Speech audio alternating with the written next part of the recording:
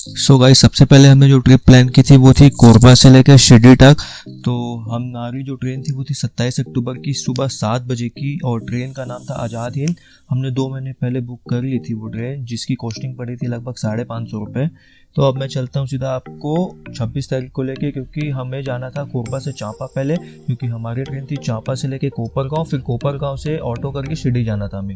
तो अब हम 26 को चले गए बस स्टैंड, और वहाँ से हमने बुक करने की पता किया तो 4500 रुपये बोला बस का। तो हमने पूछा कि नॉर्मल कितना लगेगा भैया पर पर्सन, तो उसने बोला 60 से 70 रुपये लगेंगे। तो मैंने बोला भैया आप हमारी 20 सीट बुक कर दो 60 रुपये के हिसाब से। तो उसमें हमने पैसे बचा लिए बहुत, आप डिवाइड कर सकते हो। तो अब हमारी सुबह 5 बजे बस लग गई, और 5 बजे बस से निकले हम और सीधा पहुंच गए चांपा स्टेशन।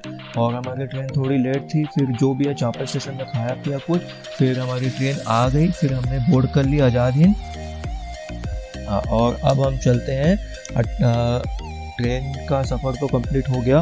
उसके बाद ट्रेन का सफ़र कंप्लीट होने के बाद हमारा जो था कोपरगांव, सुबह 5 बजे उतार दी ट्रेन। अब कोपरगांव से हमें जाना था मेन शिरडी के ईसाई आश्रम। तो अब वहाँ से जाने के लिए हमने बुक किया ऑटो, जिसकी कॉस्टिंग पड़ी थी लगभग 80 रुपये पर पर्सन। बहुत सारे लोग थे। और उसके बाद अगर मैं आपको बताऊं तो वहाँ से हम लगभग पहुँचे 45 मिनट में। 25 किलोमीटर का रास्ता था। तो वहाँ पे 2 ईसाई आश्रम है, एक को 500 रूम वाला, एक 1000 रूम वाला। तो हमने लिया 1000 रूम वाला, और उसका ऑफलाइन का चेकिंग टाइम है 1 बजे का दोपहर के। तो ये गलती आप मत करना, आप ऑनलाइन ही बुक करना। हम मतलब दिवाली के टाइम गए थे तो बहुत भीड़ थी, तो इसलिए हमें होटल नहीं मिला 1 महीने पहले बुकिंग करने पे भी। लेकिन आपको नॉर्मली मिल जाएगा, जो कि 250 रुपये पर डे का रहता है। 2 दिन के लिए मैक्सिमम मिलता है, और 5 लोगों के लिए 350 रुपये का मिलेगा। तो आप देख लेना उसको।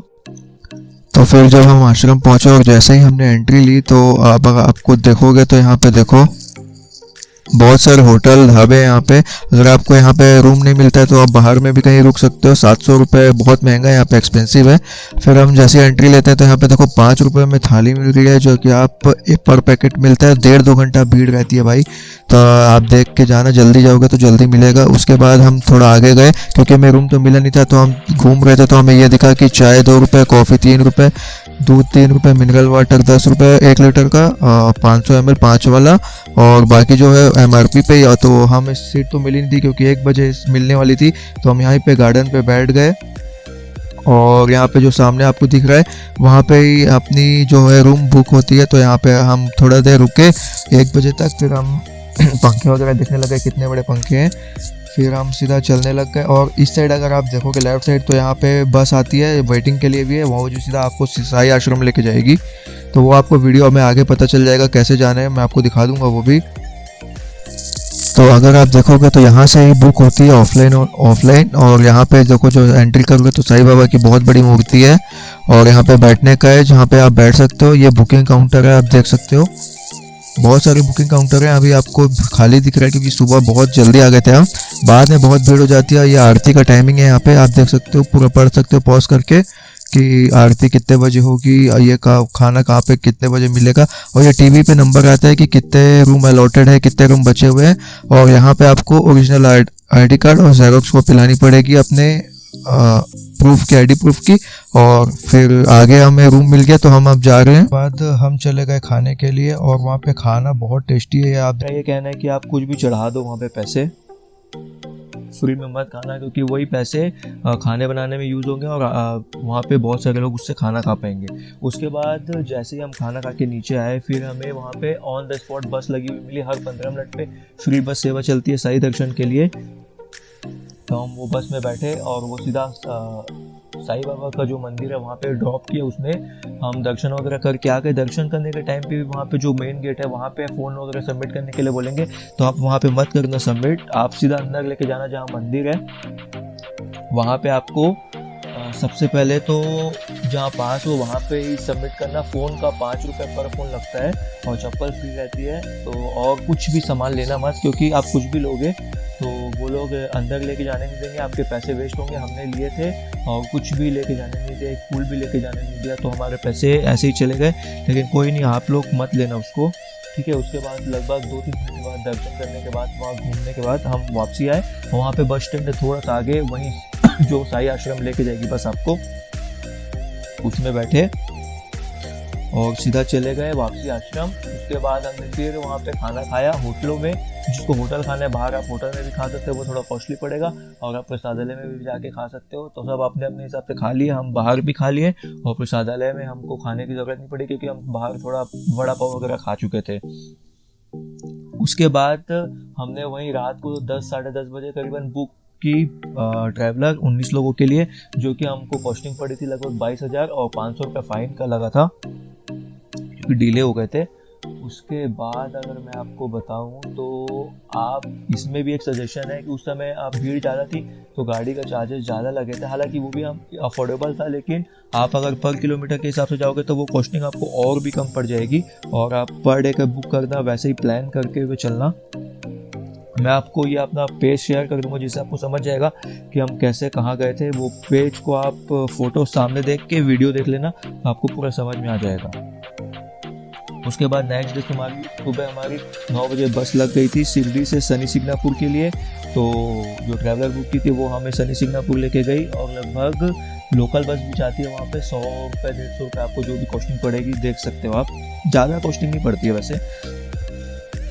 उसके बाद वहाँ पे एक बस स्टैंड है, वहाँ पे उतारेंगे आपको और वहाँ पे आपको सामान लेने के लिए बोलेंगे। अगर आपका मन है तो आप लेना, नहीं मन है तो मत लेना। हमने ले लिया था क्योंकि फर्स्ट टाइम आए थे। 1000 रुपये का। उसमें क्या दिक्कत है कि यहाँ पे आप सामान लोगे, वहाँ पे जाओगे और वहाँ पे भी आपको अंदर लेके जाने न दिया जाएगा, और खाली आप तेल की बोतल लेके जा सकते हो। तो आप तेल की बोतल लेके चल जाना, सब सामान वगैरह अगर आपका मन है तो 1000 रुपये कॉस्टिंग पड़ती है, वो आप ले सकते हो। और उसके बाद शनि सिंगनापुर से दर्शन करने के बाद हम होटल वगैरह गए, खाना वगैरह खाया क्योंकि बहुत लेट हो चुका था। फिर हम वहाँ से गए, लगभग 120 से 150 किलोमीटर दूर था एलोरा केव और कृष्णेश्वर, दोनों आसपास ही है वॉकिंग डिस्टेंस पे। तो हम पहले गए एलोरा केव 3 बजे करीबन, और वहाँ से एलोरा केव जाने के बाद हमने 40 रुपये की टिकट ली और वहाँ पे एंट्री की। आप मेरा सजेशन ये है कि आप 12-1 बजे चले जाना, क्योंकि इतना बड़ा है कि आप घूमते घूमते ही थक जाओगे और पूरा घूम नहीं पाओगे। हमारा को टाइम कम पड़ गया था। तो अब उसके बाद हम एलोरा केव से दर्शन करके आए, तो बहुत भीड़ थी, आप वीडियो में देख सकते हो। उसके बाद हम गए, वहाँ से वॉकिंग डिस्टेंस पे था कृष्णेश्वर, तो वहाँ पे भी सामान लेने के लिए बोले, हमने ले लिया लेकिन लेके जाने नहीं दिया गया हमें। तो वहाँ पे भी आप ले लेना, 100-50 रुपये का तो ले ही सकते हो, कोई दिक्कत वाली बात नहीं है इसमें। कृष्णेश्वर के भी दर्शन हुए और रात को लेट हो गया था। फिर हमें पहुंचना था साई आश्रम, क्योंकि हमें अगले दिन जाना था भीमाशंकर।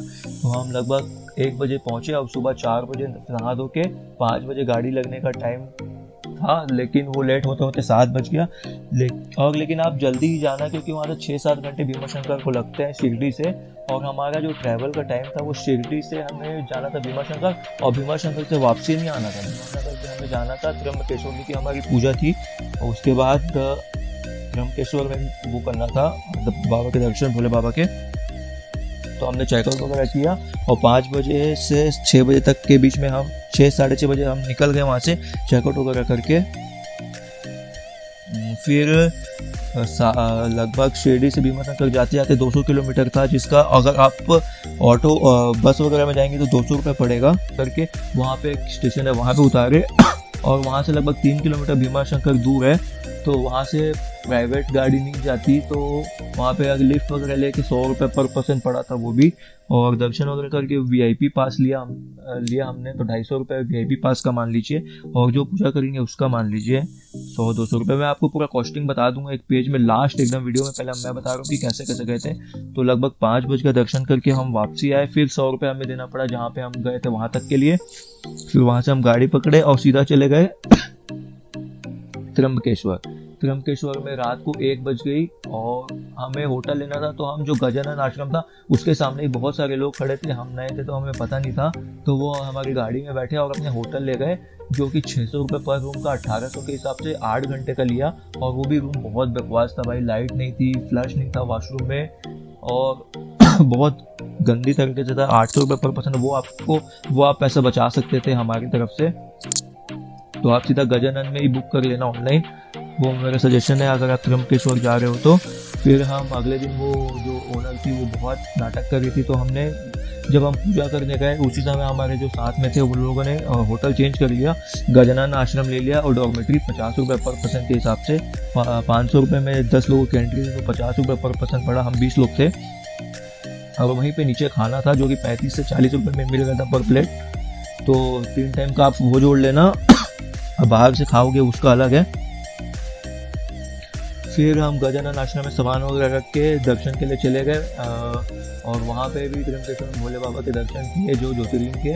वहाँ पे भी 200 रुपये VIP पास मान लीजिए आप, और चढ़ावा रख के 100 रुपये मान लीजिए, और तुरंत दर्शन हो जाएंगे, वहाँ पे आपको टाइम नहीं लगेगा। फिर हम वापसी आ गए खाना पीना खा के आश्रम में, फिर रेस्ट किया। अगले दिन का हमने रेस्ट लिया क्योंकि बहुत ट्रैवल हो गया था, दिन भर घूम ही रहे थे हम। रेस्ट लेने के बाद जो बाकी के फैमिली मेम्बर थे वो घूमने चले गए गाड़ी वगैरह बुक करके जो नासिक वगैरह देखने के लिए। अगले दिन हमारा लास्ट डे था, तो हमने क्या किया कि हमने सुबह एक 3 इको बुक कर ली 4500 रुपये में, जहाँ जो हमें पूरे नासिक के दर्शन करवाती, जहाँ पे हम अंजनी मंदिर गए जहाँ पे हनुमान जी का जन्म हुआ था, पंचवटी गए, गरुड़ मंदिर गए, सीता गुफा गए जो कि आसपास ही है सब। फिर लास्ट में नासिक होते हुए वहाँ पे नासिक पे सूर्पनखा की नाक जहाँ कटी थी वो वाली लोकेशन पे गए। फिर मुक्तिधाम से होते हुए हम चले गए स्टेशन। स्टेशन में भैया लोग बहुत सपोर्ट किए जो हमारे साथ गाड़ी पे थे, तो उन लोगों को बहुत बहुत थैंक यू। फिर वहाँ से हमारी ट्रेन थी 1 बजे की, और ट्रेन की कॉस्टिंग पड़ी थी लगभग 560 रुपये और 100 रुपये फुट का मान लीजिए। और चांपा से फिर जब हम चांपा पहुँचे अगले दिन 3 तारीख को, तो हमने वहाँ पे रात को 11 साढ़े 11 बजे, तो वहाँ पे गाड़ी नहीं मिल रही थी, तो हमने फिर पर्सनल गाड़ी की इको, और उसका भी कॉस्टिंग पड़ा 200 रुपये पर पर्सन। तो बस उम्मीद करता हूँ आपको ये पसंद आया। ये लास्ट में आपको मैं पेज दिखा रहा हूँ, इससे आप पूरा समझ जाओगे कि पर डे के हिसाब से खर्चा। तो बस उम्मीद करता हूँ आपको ये वीडियो पसंद आया। अगर वीडियो पसंद आया तो लाइक शेयर और सब्सक्राइब कर दीजिए चैनल को। मैं मिलूंगा नेक्स्ट वीडियो में, तब तक के लिए अपना ख्याल रखिए, घर वालों को ख्याल रखिए। जय हिंद, वंदे मातरम, बाय बाय।